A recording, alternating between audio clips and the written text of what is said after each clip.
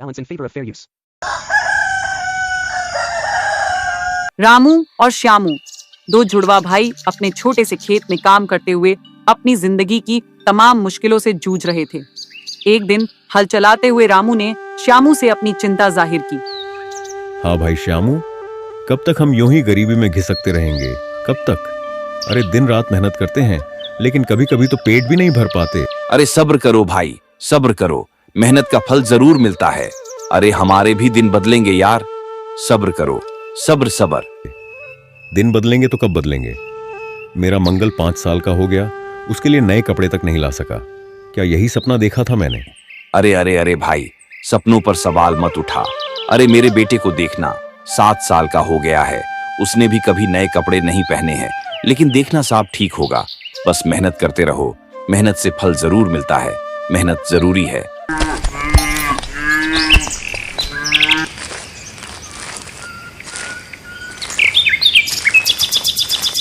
दिन भर की मेहनत के बाद दोनों भाई शाम को अपने घर लौटे। घर में भी गरीबी का असर साफ झलक रहा था। श्यामू के घर में उसकी पत्नी सुमन चारपाई में बैठी अपनी पति की राह देख रही थी। जैसे ही श्यामू घर में दाखिल हुआ, उसने अपनी पति श्यामू से चिंता जाहिर की। अजी आज फिर खाली हाथ लौट आए। कब तक ये सब चलता रहेगा श्यामू? आखिर हमारी भी कोई जिंदगी है या नहीं?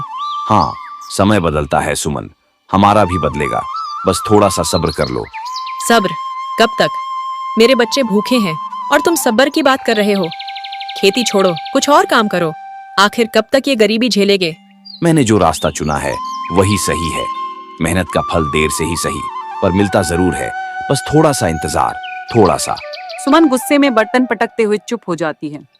श्यामू की थकी हुई आवाज उसे शांत कर देती है। रामू के घर का माहौल भी कुछ अलग नहीं था। उसकी पत्नी अंजलि दिन भर की काम के बाद रामू का इंतजार कर रही थी। ऐ जी आज भी फिर खाली हाथ, क्यों नहीं कुछ काम करते? ये खेती हमें कुछ नहीं देने वाली। हाँ अंजलि, अरे खेती हमारी जिंदगी है, यही हमें रोटी देती है। अरे इसे छोड़कर और कुछ नहीं कर सकता। रोटी? ये खेती हमें रोटी भी नहीं दे सकती। कभी कभी तो भूखा सोना पड़ता है। मैं सह लेती हूँ, लेकिन अपने बेटे की भूख नहीं देख सकती। कुछ तो करो। अरे रे, ईश्वर पर भरोसा रखो, सब सही होगा। अगले दिन खेत से लौटते समय रामू और श्यामू के बीच हल्की फुल्की बातचीत चल रही थी। श्यामू, 5 क्यों भाई? वाचक। तेरा भरोसा अब भी कायम है या हालात में हिला दिया? भरोसा? हाँ हाँ, अरे भरोसा कायम है, पर हालात जरूर बदलने चाहिए। चल चल, अब चलते हैं, भूख बहुत लगी है, चल भाई। जैसे ही वो खेत के पास पहुंचे, श्यामू की नजर झाड़ियों में कुछ चमकती हुई चीज पर पड़ी। उसने रामू को रुकने का इशारा किया। अरे ये क्या? ये है तो झाड़ियों में कुछ चमक रहा है ससुरा।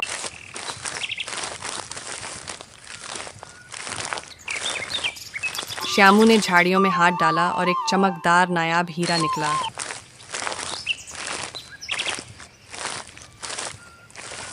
दोनों भाई उसे देखकर हैरान रह गए। ये तो हीरा है भाई। अरे हमारी किस्मत बदल गई। अरे हीरा है हीरा। आहा, इसे बेचकर हम और जमीन खरीद सकते हैं, फिर और मेहनत करेंगे और अमीर बनेंगे। अरे हाँ, सही कहा, हाँ। लेकिन श्यामू की आंखों में लालच छलकने लगा। वो हीरे को अपने पास रखने का इरादा कर चुका था। अरे चलो चलो, इसे राजा के पास लेकर चलते हैं, अच्छे दाम मिलेंगे। चलो चलो चलो। अरे जरा रुको रुको रुको, पहले सोच तो लें, जल्दबाजी ठीक नहीं है भाई। तभी एक बूढ़ा तपस्वी बाबा पेड़ के पीछे से निकलकर उनके सामने आ गया। रुक जाओ, वो हीरा वहीं रख दो, वो मेरा है। तुम्हारा है, लेकिन ये तो झाड़ियों में पड़ा था। अगर तुम्हारा होता तो तुम्हारे पास होता, अब हमारे पास है तो हमारा है, सीधी बात। नहीं जानते ये हीरा क्या कर सकता है? ये तुम्हें बर्बाद कर देगा। मुझे इसे वापस कर दो। बर्बाद? अरे हम तो इसे बेचकर अमीर बनना चाहते हैं। बर्बाद? अरे इसे तो हम बेचकर अमीर बनने वाले हैं, इसे छोड़ने का सवाल ही नहीं उठता। सोच लो, जो चीज ज्यादा चमकती है वो हमेशा सुख नहीं देती। लालच का नतीजा हमेशा विनाश होता है। तपस्वी बाबा की बातें सुनकर भी श्यामू का मन नहीं बदला। उसने हीरे को कसकर पकड़ लिया। हूँ ठीक है, तुमने जिस तरह से हीरा कसकर पकड़ा है, उससे साफ लगता है कि तुम्हारी इस पर नीयत खराब हो गई है। यह हीरा एक चमत्कारी हीरा है। इस हीरे को बेचना नहीं, इसे अपने पास रखना। जब तक ये हीरा तुम्हारे पास रहेगा तुम्हारे पास धन की कोई कमी नहीं होगी। मगर एक बात का ख्याल रखना, जब तुम्हारे पास धन बहुत अधिक मात्रा में आ जाए तब तुम गरीबों का ख्याल रखना, किसी को भूखे नहीं सोने देना और धन को दोनों हाथों से मत लूटना। और सबसे महत्वपूर्ण बात, अपने बुरे वक्त को कभी भी मत भूलना। तुम जिस मेहनत से रोटी कमाते हो, धन आ जाने से उस रोटी की कीमत मत भूल जाना। याद रखना, याद रखना। इतना बोलकर तपस्वी बाबा वहां से चला गया। साधु के रहस्यमयी शब्दों ने रामू और श्यामू को एक नई उम्मीद और चुनौती के सामने खड़ा कर दिया।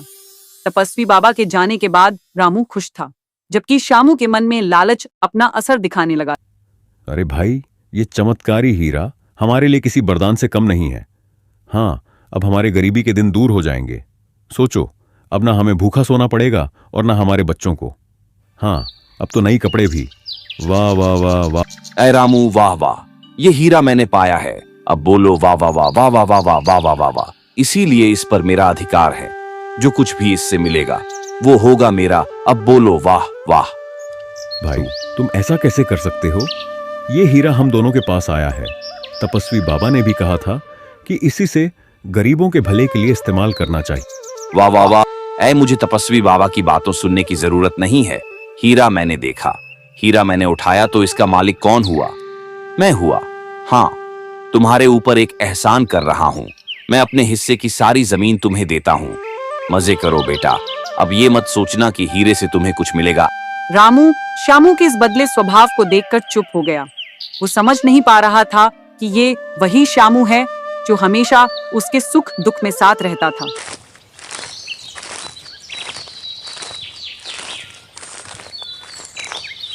श्यामू घर पहुंचकर अपनी पत्नी सुमन को पूरी बात बताता है और सुमन अपने पति श्यामू से बोली, तुमने सही किया। जब ये हीरा हमारे पास है तो हमें किसी और के बारे में सोचने की जरूरत नहीं। रामू को उसकी जमीन दे दी, यही काफी है। ठीक कहा। अब मैं सिर्फ अपने परिवार के बारे में सोचूंगा।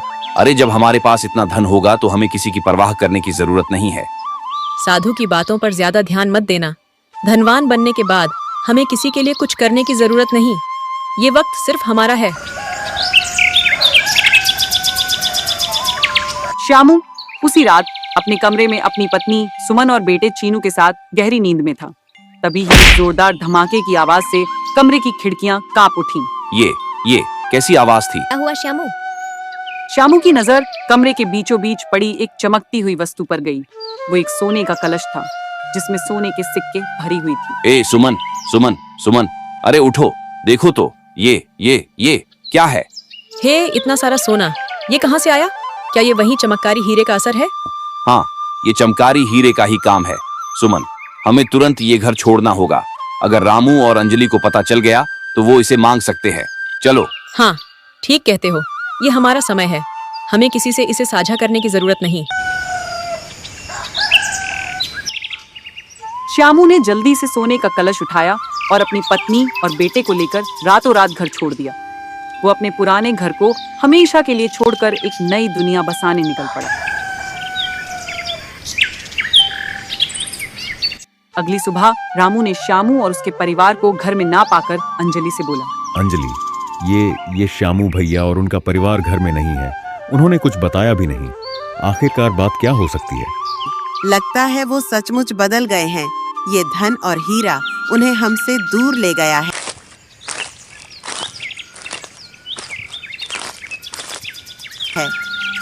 रामू ने श्यामू की बेवफाई को सहा और अपनी मेहनत पर ध्यान देने लगा। लेकिन कुछ समय बाद गांव के सरपंच ने उसे श्यामू के नए जीवन के बारे में बताया। रामू, तुम्हें पता है, तुम्हारे भाई श्यामू अब गांव के सबसे अमीर आदमी बन गए हैं।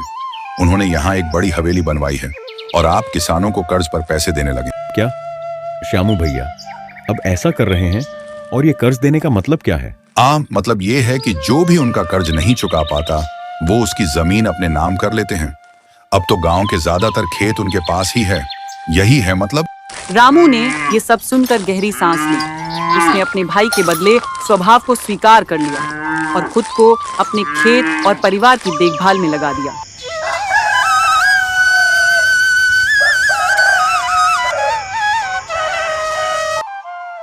श्यामू ने धन के नशे में चूर होकर गांव के सभी किसानों की जमीन हथिया ली थी। वे साल बीत गए और अब श्यामू पूरे गांव का मालिक बन चुका था, लेकिन रामू ने अपनी जमीन नहीं बेची।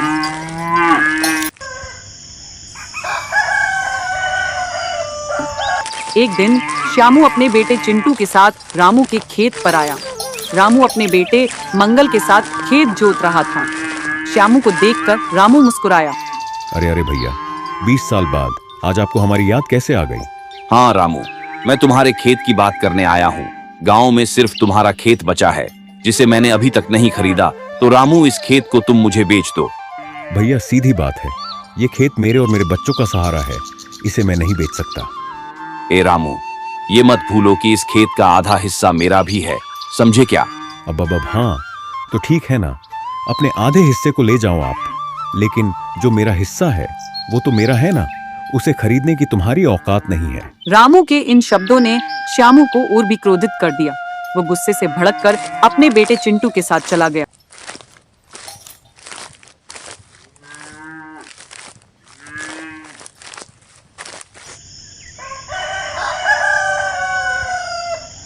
समय का चक्कर घूमने लगा। कुछ समय बाद किशन नगर राज्य पर भयंकर सूखे की मार पड़ी। खेत बंजर हो गए, नदियां सूख गईं और गांव में भी अनाज का नमो निशान मिट गया। गांव वाले श्यामू की हवेली के सामने इकट्ठा हुए। श्यामू के गोदामों में अनाज का अंबार लगा था और गांव वाले भूख से बेहाल थे। श्यामू भैया, श्यामू भैया, श्यामू भैया, हमारी मदद करो, हमारे बच्चों के लिए थोड़ा अनाज की व्यवस्था कर दो। अरे भगवान के लिए हमारी भूख मिटा दो। श्यामू भैया। हे, ध्यान से सुनो, मुझे तुम लोगों की मदद करने में कोई आपत्ति नहीं है, लेकिन भैया हर चीज की एक कीमत होती है। अनाज चाहिए तो मुझे अपने घर भी देने होंगे, तभी तुम लोगों को अनाज मिलेगा। क्या? हाँ। गांव वाले श्यामू की शर्त सुनकर सहम गए। घर और जमीन उनके पास आखिरी सहारा था। ये तो अन्याय है श्यामू। इतने वर्षों तक हमने तुम्हें भाई समझा और आज तुम हमें इस तरह लूट रहे हो। हाँ, अरे सरपंच जी, इसे लूटना नहीं कहते, इसे कहते हैं व्यापार। अब तुम्हें अनाज चाहिए तो मुझे बदले में तुम्हारा सब कुछ मतलब सब कुछ देना होगा भैया। फैसला तुम्हारे हाथ में है। हम तो कहते हैं मत दो, जबरदस्ती थोड़ी नहीं है कोई।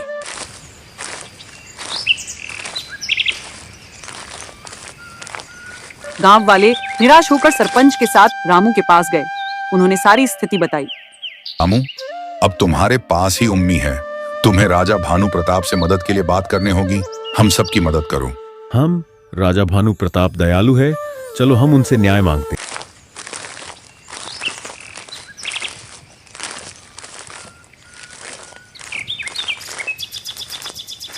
रामू, सरपंच और गांव वाले राजा भानु प्रताप के राजमहल में पहुंचे।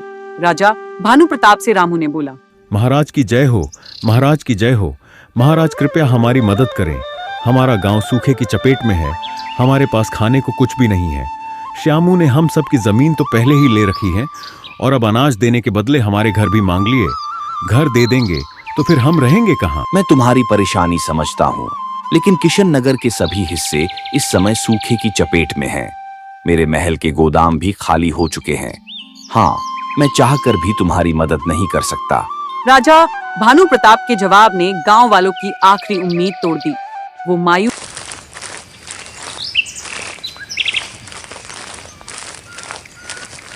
होकर अपने गांव लौटा आए।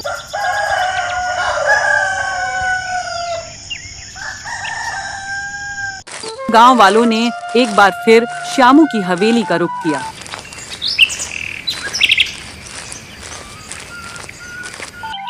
लेकिन इस बार श्यामू का जवाब और भी कठोर था। उसने गांव वालों से कहा, हे, मैंने कहा था कि अनाज चाहिए तो भैया अब घर भी देने होंगे, लेकिन अब मेरी शर्त बदल गई है। मैं तुम्हें रोटी दे सकता हूँ, लेकिन रोटी की कीमत अपने घर के साथ साथ अपनी गुलामी से चुकानी होगी। सोच लो, भूखे मरना है या जीना है, क्या करना है, सोचो। वालों के पास और कोई चारा नहीं था। भूख ने उनकी आत्मा को हरा दिया। मजबूरी में उन्होंने श्यामू की शर्त मान ली।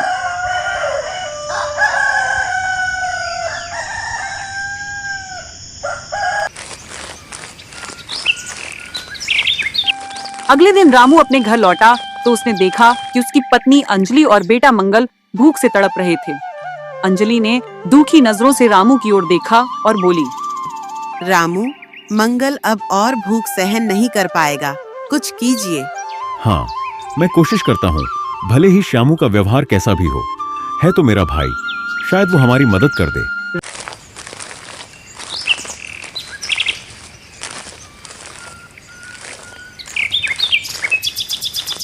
रामू अपनी उम्मीदों को संजोए हुए श्यामू की हवेली पहुंचा। श्यामू अपने बेटे चिंटू के साथ महंगे कपड़ों में बैठा हुआ था। अरे अरे भैया, इतने दिनों बाद मेरी याद कैसे आ गई? भैया, अंजलि और मंगल भूख से तड़प रहे हैं, मुझे थोड़ा सा अनाज दे दो, मैं तुम्हारा ये एहसान कभी नहीं भूलूंगा। यूं तो अनाज चाहिए तो भैया मेरी शर्त माननी पड़ेगी। तुम तो जानते हो कि अब अनाज की कीमत क्या है, सीधी बात है। अब क्या कीमत है श्यामू भैया? देखो, अपने घर की छत छोड़नी होगी और बाकी का जीवन मेरी गुलामी करनी होगी, बस यही छोटी सी कीमत है रोटी की। श्यामू की बातें सुनकर रामू की आंखों में दर्द और गुस्से की भाव उमड़ने लगी। उसने अपने भाई को देखा और सोचा, क्या ये वही श्यामू है जिसे उनसे एक छोटे भाई की तरह स्नेह दिया था? उसी वक्त वही साधु जिसने वर्षों पहले श्यामू को चमत्कारी हीरे का रहस्य बताया था, श्यामू की हवेली के सामने प्रकट हो गए। श्यामू, तुम्हें वो हीरा लौटाना होगा, तुमने उसका दुरुपयोग किया। हे, मैंने क्या गलत किया? रोटी की कीमत लगाई और बदले में धन कमाया। अरे भैया, इसमें क्या बुरा है? तुम जिस रोटी की कीमत तय कर रहे हो वो तुम्हारी मेहनत और खून पसीने की कमाई नहीं है। रोटी की कोई कीमत नहीं होती। जाओ, जाकर देखो, वो हीरा अब काले रंग की किरणों से चमक रहा है। ये संकेत है तुम्हारी बर्बादी शुरू हो चुकी। साधु की बात सुनकर श्यामू का चेहरा पीला पड़ गया।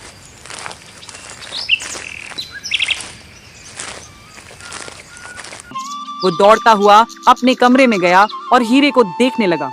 वाकई में वो हीरा अब काले रंग की किरणें छोड़ रहा था। तभी उसकी आंखें के सामने वो हीरा गायब हो गया। अब तुम्हें रोटी की असली कीमत का एहसास होगा। अलक निरंजन, अलक निरंजन। इतना कहकर साधु वहां से चले गए। उनके जाते ही आसमान में काले बादल छा गए और मूसलाधार बारिश शुरू हो गई। उसके अगले दिन राजा भानु प्रताप अपने सैनिकों के साथ गांव पहुंचा। श्यामू, मेरे गुप्तचरों ने मुझे तुम्हारी हरकतों की खबर दी। तुमने सूखे का फायदा उठाकर गरीब किसानों की जमीनें छीनी और उन्हें गुलाम बनाया। ये अन्याय अब और नहीं चलेगा। राजा भानु प्रताप ने श्यामू के कब्जे में ली गई सारी जमीनें वापस गांव वालों को लौटा दी। गांव वाले फिर से मेहनत में जुट गए। कुछ ही महीनों में उनकी फसलें लहलहाने लगीं। उधर श्यामू का बेटा चिंटू अचानक बुरी तरह बीमार पड़ गया। श्यामू और सुमन अपने बेटे का इलाज कराने के लिए हर वैद्य के पास भटकते रहे। श्यामू, कुछ कीजिए, हमारा बेटा ऐसे नहीं बच पाएगा। श्यामू ने अपनी सारी संपत्ति बेटे के इलाज में लगा दी। हवेली तक बिक गई और वो सड़क पर आ गया।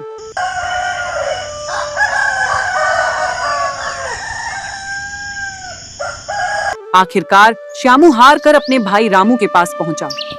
भैया, भैया, भैया, भैया, मुझे माफ कर दो, मुझे माफ कर दो। मुझसे बहुत बड़ी गलती हो गई। मैंने तुमसे हमेशा अन्याय किया। मैंने कभी अच्छे से बात नहीं किया। भैया, अब मेरे पास कुछ नहीं बचा। बस मुझे और मेरे परिवार को अपने घर में थोड़ी सी जगह दे दो, पनाह दे दो, नहीं तो हम भूखे मर जाएंगे। भैया, बस बस बस, ये कैसी बातें करते हो? तुम मेरे छोटे भाई हो। मेरे घर के दरवाजे तुम्हारे लिए हमेशा खुले हैं। आ जाओ। श्यामू का परिवार अब रामू के घर में रहने लगा।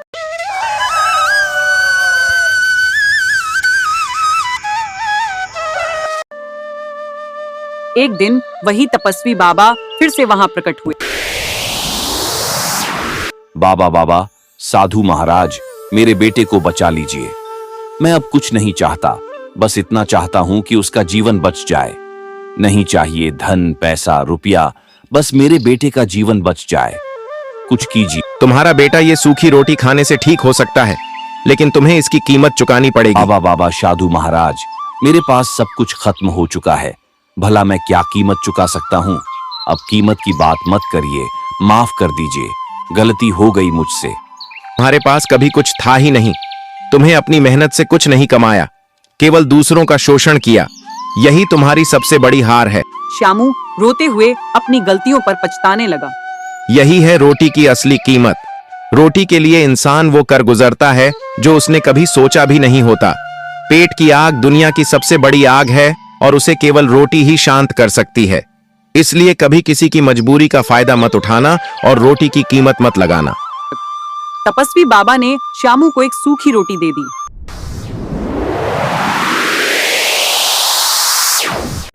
श्यामू ने वो रोटी अपने बेटे चिंटू को खिलाई। तभी एक चमत्कार हुआ और चिंटू ठीक हो गया। उस दिन के बाद रामू श्यामू के साथ एक परिवार की तरह रहकर खेतों में मेहनत करने लगा और अपना जीवन सच्चाई और ईमानदारी के साथ बिताने लगा। रोटी की कीमत केवल इंसान की मेहनत और ईमानदारी से तय होती है। जो ये समझ लेता है वही सच्चे अर्थों में जीवन का अर्थ जान पाता है।